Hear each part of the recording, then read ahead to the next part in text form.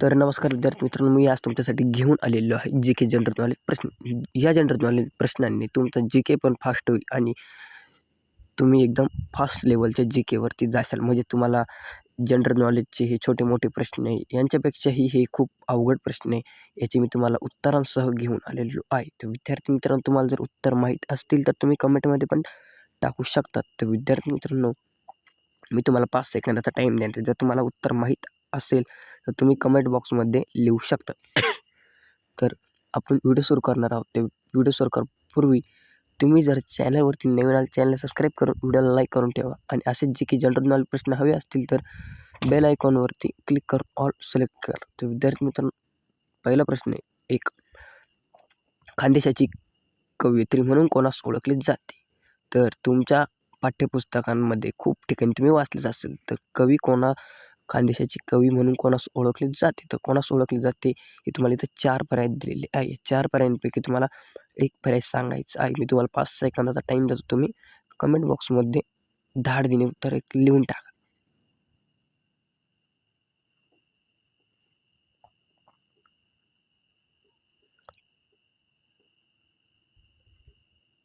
तर खानदेशातली कवयित्री म्हणून कोणास ओळखले जाते? तर ह्या 4पैकी उत्तर जे आहे ते आहे 1.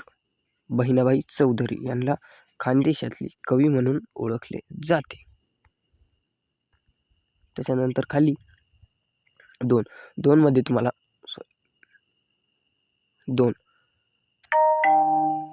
मध्ये तुम्हाला विचारलं आहे, काझीरंगा राष्ट्रीय उद्यान कोणत्या राज्यात आहे?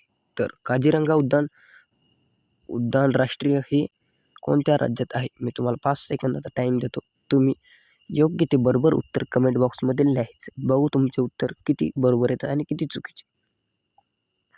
तर याचं उत्तर आहे ते 2 नंबरचं, आसाममध्ये काझीरंगा राष्ट्रीय उद्यान आहे. त्याच्यानंतर खाली 3. वंदे मातरम हे राष्ट्रीय गाणे कोणी लिहिले? तर हा एक खूप महत्त्वाचा जी.के जनरल नॉलेजमधला प्रश्न आहे का वंदे मातरम हे राष्ट्रीय गान कोणी लिहिले? तर कोणी लिहिले या तुम्ही 4 पैकी एकाचा पर्याय तुम्ही सांगू शकता. जर तुम्हाला माहीत असेल तर कमेंटमध्ये नक्की सांगा. तर हे जे लिहिले आहे हे 3 बंकिमचंद्र चटर्जी यांनी हे लिहिलं आहे. त्याच्यानंतर खाली प्रश्न 4. संयुक्त राष्ट्रसंघाचे आंतरराष्ट्रीय न्यायालय कोठे आहे? तर संयुक्त राष्ट्राचे जे आंतरराष्ट्रीय न्यायालय आहे ते कोठे आहे? तर ते कोठे आहे हे तुम्हाला माहितीच असेल. जर नसेल माहिती तर या व्हिडिओच्या मार्फत माहिती तुम्हाला होऊन जाईल. त्याकरता असेच व्हिडिओ बघत जा. तर 1. हेग येथे संयुक्त राष्ट्राचे आंतरराष्ट्रीय न्यायालय आहे. त्याच्यानंतर खाली 5. दास कॅपिटल हा ग्रंथ कोणी लिहिला? तर दास कॅपिटल हा ग्रंथ कोणी लिहिला? तर तुम्हाला हे खूप ठिकाणी ऐकलंच असेल की कार्ल मार्क्स हे खूप मोठे ह्याच्यामध्ये लेखक होते ग्रंथामध्ये, तर यांनी हा ग्रंथ लिहिला.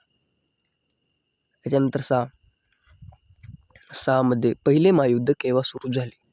पहिले महायुद्ध केव्हा सुरू झाले हे तुम्हाला माहितीच असेल. तर नसेल माहिती तर व्हिडिओच्या मार्फतून जाणून घ्या. पहिले महायुद्ध हे 1914 साली सुरू झाले. 1914. त्याच्यानंतर खाली प्रश्न 7 मध्ये भारतात राष्ट्रीय विज्ञान दिन कोणत्या तारखेस साजरा केला जातो? तर राष्ट्रीय विज्ञान दिन हा कोणत्या तारखेस साजरा केला जातो हे तुम्हाला माहितीच असेल सर्वांना. तो साजरा केला जातो ऑप्शन नंबर 3 28 फेब्रुवारी. 28 फेब्रुवारीला राष्ट्रीय विज्ञान दिन हा साजरा केला जातो. त्याच्यानंतर 8. भारतीय संविधानाचा सरनामा म्हणजे काय? तर भारतीय संविधानाचा सरनामा म्हणजे काय? या 4 पर्यायांपैकी तुम्हाला योग्यमध्ये एक उत्तर कमेंट बॉक्समध्ये सांगायचं आहे. तर भारतीय संविधानाचा सरनामा म्हणजे प्रस्तावना होय. त्याच्यानंतर खाली 9. संघटना तयार करणे हा कोणत्या प्रकारचा अधिकार आहे? तर याचं उत्तर आहे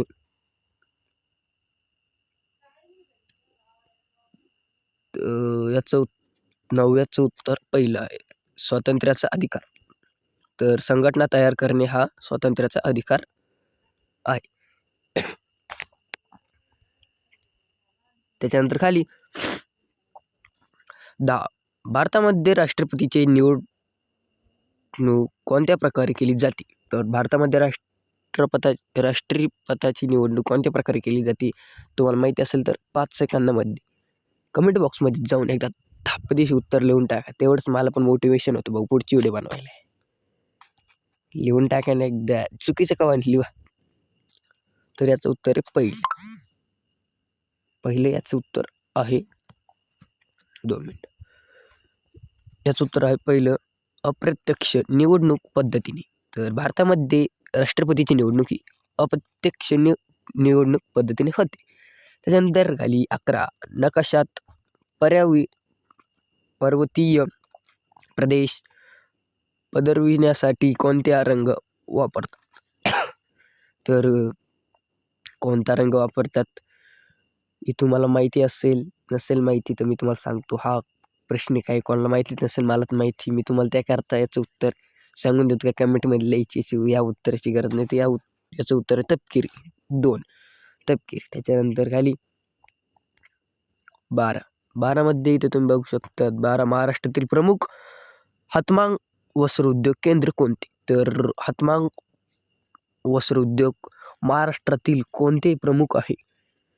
तर कोणते आहे प्रमुख तुम्हाला माहिती असेल तुम्ही सांगा, नाही तर जसं मी आहेच तुमचा भाऊ. तर याचं उत्तर 3 इचलकरंजी हे महाराष्ट्रातील प्रमुख हात वस्त्र उद्योग केंद्र आहे. तर तुम्हाला कोणी विचारलं महाराष्ट्रातील प्रमुख हात वस्त्र उद्योग कोणतं, तुम्ही लक्षात ठेवा इचलकरंजी हे महाराष्ट्रातील प्रमुख हात वस्त्र उद्योग केंद्र आहे. त्याच्यानंतर खाली प्रश्न 13 नॅशनल डिफेन्स अकॅडमी कोठे आहे? तर नॅशनल डिफेन्स अकॅडमी कोठे आहे? सगळ्यांना माहिती आहे NDA ही कोठे आहे? तर ही आहे ती म्हणजे पुण्याला. सर्वांना माहितीच आहे NDA ही कुठं असते पुण्याला. काहीला माहीत नसेल तर त्यांनी ही व्हिडिओमधून कळून घ्यायचं. त्याच्यानंतर 14 नंदुरबार येथे कोणत्या विद्यार्थ्यांनी गोळीबारात हुतात्मा झाला? तर कोणता झाला त्याचं नाव तर तुम्हाला सर्वांना माहितीच आहे. तो शिरीष कुमार. तो नंदुरबार येथे गोळीबारात वारला होता. त्याच्यानंतर खाली 15 विधानच्या शिक्षकांसाठी अनाथ बालकांना आश्रम कोणी सुरू केली? तर कोणी सुरू केली ते तुम्हाला माहीत असेल तर तुम्ही उत्तर सांगा, नसेल माहिती तर जाणून घ्या. हे एक आहे महर्षी कवी यांनी अनाथ बालिकाश्रम सुरू केली. त्याच्यानंतर खाली 16 सुभाषचंद्र बोस यांनी कोणत्या पक्षाची स्थापना केली? तर सुभाषचंद्र बोस यांनी पण एक पक्षाची स्थापना केली होती. तर ते पक्ष कोणचे आहे हे मी तुम्हाला आता सांगणार आहे. ते पक्ष आहे 3 नंबर फॉरवर्ड ब्लॉक. त्याची स्थापना यांनी केली होती. त्याच्यानंतर खाली 17 खालीलपैकी कोणता निष्क्रिय वायू नाही? तर खालीलपैकी एक कोणता निष्क्रिय वायू नाही?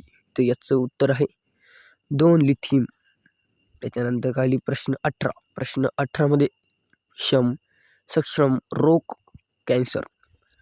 तर याचं उत्तर आहे पहिलं असंक्राम रोग. त्याच्यानंतर खाली 19 विजेच्या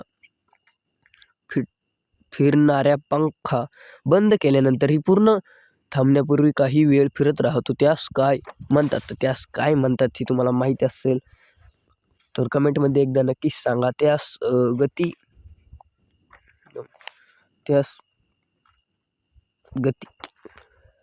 गतीचे जडत्व असे म्हणतात. त्याच्यानंतर खाली तुम्हाला इथं बघू शकता तुम्ही 20 महाराष्ट्रात एकूण किती शासकीय विभाग आहेत? तर महाराष्ट्रात एकूण किती शासकीय विभाग आहे?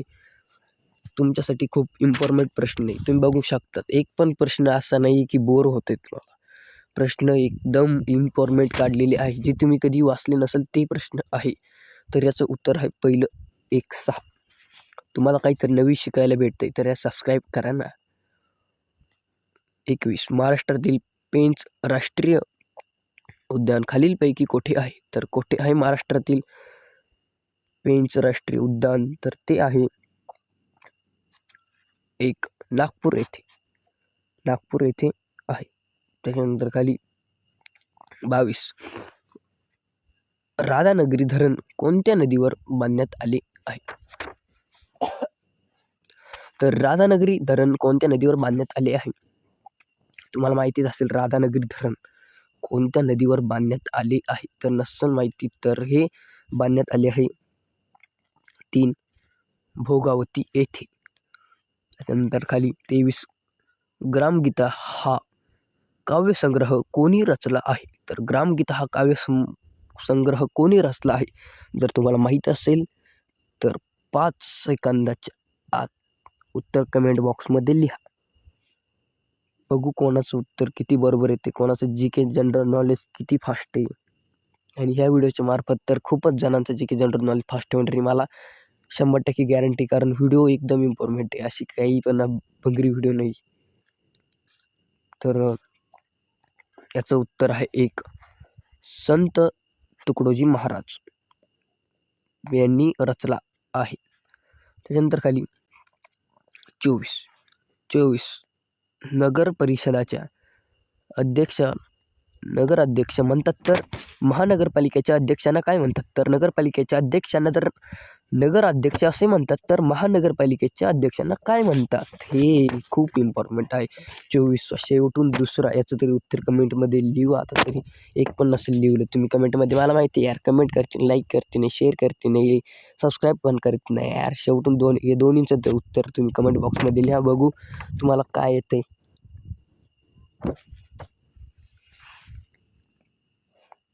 तर याचं उत्तर आहे 3. महापौर याचं उत्तर आहे. त्याच्यानंतर खाली हा 25.